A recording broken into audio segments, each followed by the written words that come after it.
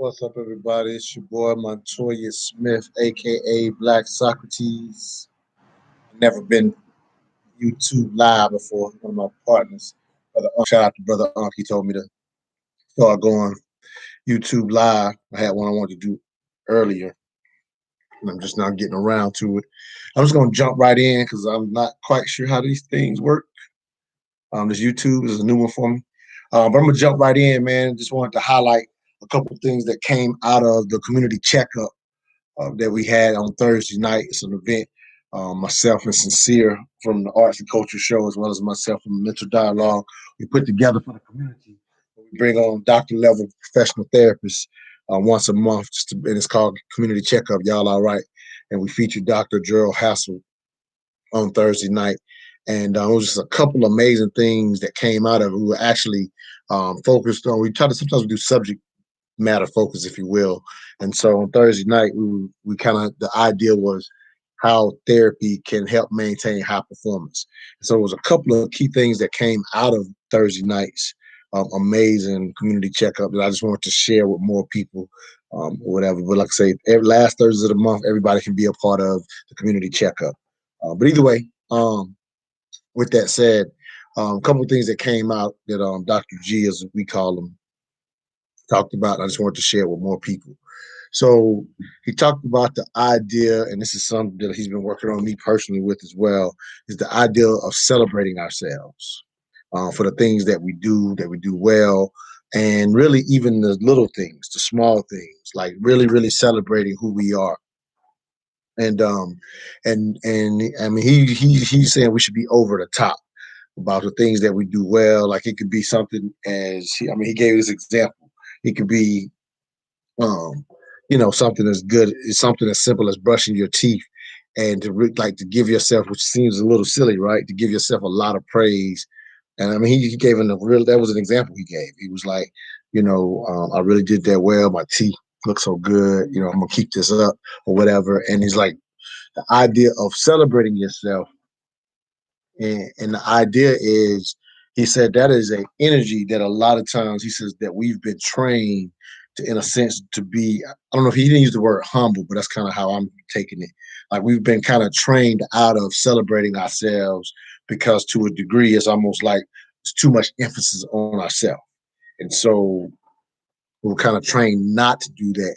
And he's saying that's a key component that's missing as far as the energy or the vibration that you want to create in your relationship with the universe.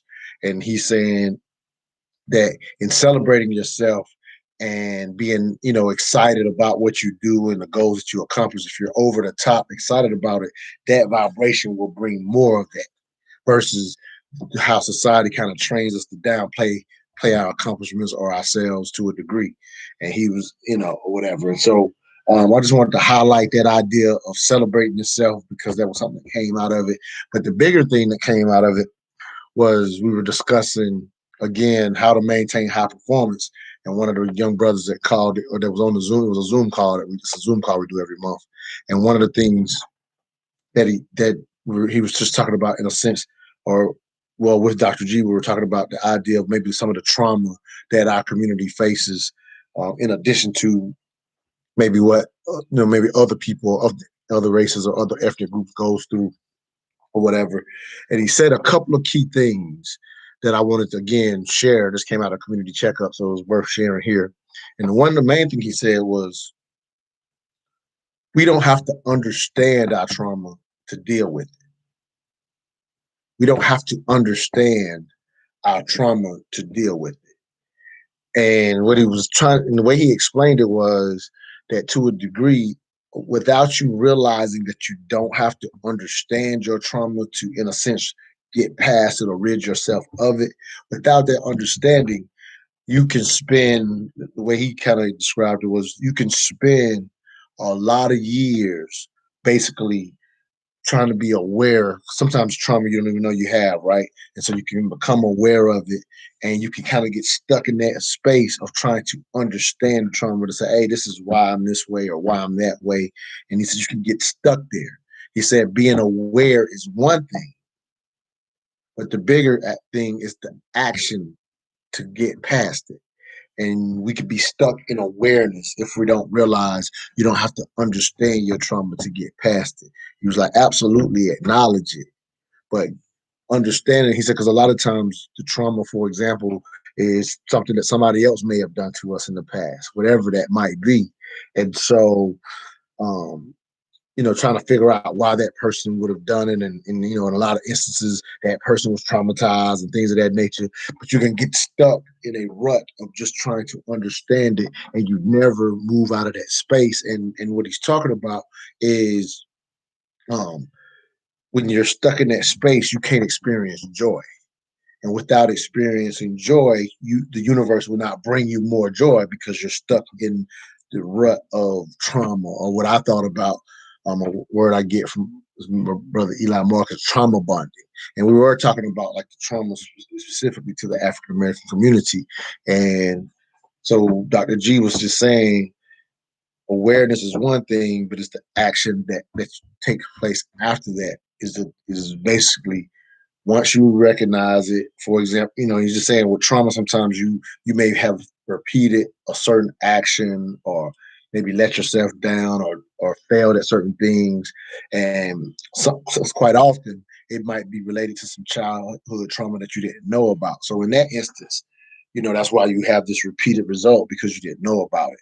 But if you go maybe through therapy or something triggers your memory of that trauma, then the next thing is not to get stuck there, but awareness is necessary, but it's the actions to get past it. And again, he said you don't have to understand it. It's to say, okay, this is why this happens. This is why I do this. And the next step is since you don't want to do that, excuse me, since you don't want to do that anymore, is the actions to no longer do that. And so you don't have to dwell in the trauma. You can literally not dwell in the trauma. So I thought that was super, super dope. And the last thing that he said, which is again kind of related to us on a collective from a collective viewpoint, was a young brother was just talking about things that he wanted to get right in his life, but he was still concerned about the things that we as an African American community, what we should be doing. And Dr. G said, at the end of the day, we cannot be held accountable. Like the concept of we, in the way that we may look at ourselves as a collective community, we cannot be held accountable. Only us individually can be held accountable. So this idea of what we should be doing, it's there's no accountability for an entire group. You can only be accountable for yourself. And so basically it was just a reminder to look inward. And what we ended up talking about, which I thought was pretty dope, was that in doing that, you will attract more people that are doing all of the things that you were complaining about, even within our community collectively. So it's almost like if you're saying, hey, we should, Black people should do more of this or less of that. But if you, in a sense, get your individual self right, your circle will be people um, who are helpful. Your circle will be people who you can do business with. It won't be all the negativity that quite often we're focused on when we're looking at the group that can't be held accountable. So I just thought those were some dope concepts that came out of the community checkup, and I just wanted to bring it to the people here on YouTube. My first YouTube live, just trying to see how this thing works. And then one other note was, so for some of y'all know that I'm been in a vaccine trial since the beginning of the year, the Novavax vaccine trial, which is they're applying for emergency approval right now. So it's not Moderna, Pfizer, or Johnson and Johnson, three that are already approved. Because I was in that trial, I wasn't allowed to get those three, and so I just got my last shot. So basically, because I was in a trial, I had to go through 2 series of shots. Whereas, most of you either if you got Moderna or Pfizer, you had 2 shots to take. If you got Johnson, you had 1 shot to take. But in a trial, I had to go through that twice. So I took a couple of series of shots, 21 days apart in January, and then I just finished up my second round. Man, I just wanted to highlight Again, because I've been giving updates on YouTube. I wasn't doing it live though. So anyway, I wanted to give updates, and I promised I would again because it is a trial. And so this time, this second shot, I did have a side effect last night. I got this on Thursday, and so last night Thursday morning I got the shot. But Thursday night I had chills, like and body aches, but mainly chills like never before. I literally, as hot as it is right now, I literally slept in some um, sleep like little pants, a sweatshirt with the hood up. Like I was freezing last night. I was a little alarmed, but that was my one side effect from this vaccine. The second time around. And so if you're just now hearing about me being in the vaccine trial, if you go back and look at some of my videos, you'll see that I am a vaccine advocate, specifically for our community who has been hurt. In a sense, here in the U.S., a lot more than others when it comes to coronavirus in terms of deaths and in terms of basically the 20% that are still having to go to the hospital that catch it. 80% recover with no hospital visit. 20% still have to go to the hospital, and 1% die or whatever. So when we focus on the 1%, I always talk about that 19% of people who quite often will walk away with some type of permanent damage just from their bout with COVID. And I was just reading today, just as another update, that a year later, that the remedies for once somebody goes to the hospital, which is about, like I say, about 20% are still being hospitalized when they get COVID. 80% recover no problem. But the 20% that do, a year later, they're still trying to hone in on the actual remedies for once somebody's got it. Like they've learned how to use the ventilators a little better or a little smarter. Only in the worst cases are they using it the way they were using it in the beginning. So, it's just basically because it was in a sense, a new disease, virus. All the remedies were trial and error. And a year later, I was reading an article that was just saying a year later, they're still in a trial and error stage to a degree because it's hard to get uniformity because of how this pandemic played out and different. They're trying different remedies, and what happens is because this is in a sense, once now once it's here, once somebody's hospitalized, this is a live situation. So it's not like like I'm in the vaccine trial, so that's controlled, right? It's controlled. I had to go through these 2 series. I volunteered for it. In this situation, people coming in that if they um, are in that 20% that gets hospitalized, it's not a volunteer thing. So basically, what I'm breaking down is things that they try to remedy those. Sometimes they're not able to really monitor what does and does not work. So the remedies are still being figured out. They are smarter about the actual virus and things of that nature, but that's still an issue. I don't focus on just the 1% that we lose. I focus on that other 19%. And so, for as much as advancement as we've made by having this vaccine come online, in record breaking time. And I got other videos explaining, why this was much faster than others. I know that alarms a lot of people. But in my opinion, the research kind of backs up why they were able to do it much quicker. I'll go back through that on this video. But due to the vaccine, again, as an advocate, in the U.S., about 50% of people have gotten it.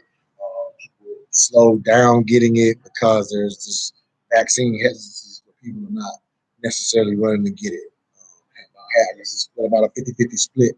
And so they're even having dosages expired because people have slowed down going to get it because these are the people that are still hesitant. But again, as an advocate, I jumped in the trial because I've been advocating, for the vaccines and vaccines just in general for years. And so I jumped in as kind of brother Unc says, as a guinea pig to kind of say back up what I was talking about. As someone who advocates in sense feels like we are quite capable of reviewing the science and making a smart decision. And to a degree, so